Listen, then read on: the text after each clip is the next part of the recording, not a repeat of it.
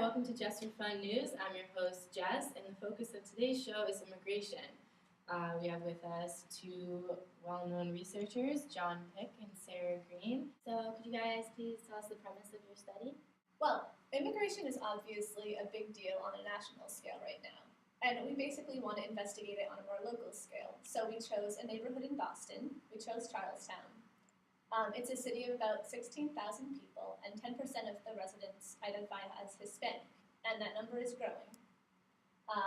Like most of Boston, Charlestown has a really strong Irish heritage, and so we want to investigate how a new round of immigration, primarily of Latinos and Hispanics into the area, is going to interact with the existing community. So we went and interviewed a couple people who worked at local businesses there. All right, let's see the clip. ¿Alguna vez ha sentido que su negocio por ser de latinos ha sido discriminado? No, todavía no. O sea, que no hay ningún problema. ¿Y nunca se ha sentido usted discriminado por ningún crimen ni nada? Perfecto. Viene una entera, viene hispano, viene americano, viene... Positive interview. They did not seem to feel segregated nor discriminated against. Do you think their feelings of not feeling segregated support your observations? We actually found that they did seem to be slightly segregated geographically due to a language barrier for sure, as well as the fact they're in the lower cost part of Charlestown, which provides them more opportunity to move into the area as an immigrant. So after this, what was your next step? Well, we wanted to look at the opposite perspective, so we went and interviewed somebody who had lived in Charlestown for her entire life. Let's see what they had to say. When you're from here and in the area that we grew up, you love it here. You don't want to leave.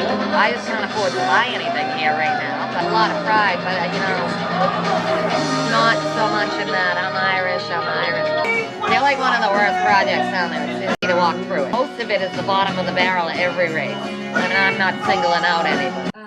Well, she's clearly from Boston. Seems proud to be from Charlestown as well.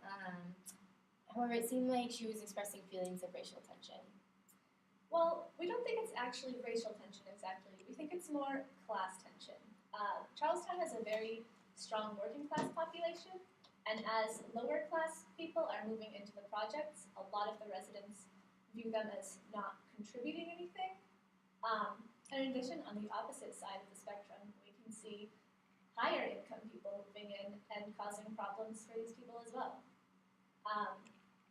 So our next step was to talk to one of the higher income people who was moving in and get his perspective. All right, well, let's see what they had to say. Mix of people my age, like mid-30s, that moved in the past like 2 years or so, and then there's a bunch of neighbors. There's a bunch of neighbors that have been living there since the mid-70s. First thing in my mind if I were to describe Charlestown would not be Irish. I saw Latino families in the neighborhood, but there's none on my street. Well, he seemed optimistic, but didn't really seem to know much about Charlestown. Yeah, and I think that's because he's also an immigrant to the area. He's part of a new group of people who's moving in not from out of the country, but from a different part of the state, who's coming in as a different culture. What do you think is motivating people to move to Charlestown? Well, there are a lot of pull factors that are bringing people into the city. Sometimes people are bored of the suburban ideal and want something more exciting in the city. Sometimes people want the convenience of being in the city, but not necessarily such a hectic lifestyle of being downtown. And Charlestown definitely offers a little bit of a middle ground to people. And sometimes it's as simple as just no one wants a 2-hour commute to work. Do you think that there are consequences associated with these pull factors? Absolutely. There's only a fixed amount of space in Charlestown.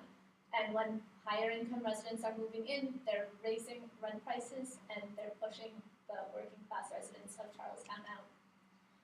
So this isn't about race? No, it really isn't. And in concluding our study, what we found was that most of the immigration in Charlestown is actually class immigration, and most of it is coming from these people who are coming in and gentrifying the area. And that the Hispanic population coming in from out of the country really is just a small part of the overall changes happening in Charlestown right now. All right, well, thank you. This has been a great overview of immigration in Charlestown. Definitely different than one might have expected. Thank you for coming. Don't go anywhere though. After the break, we join us to discuss East Boston with Northeastern's professor, Dr. Estrella Luna.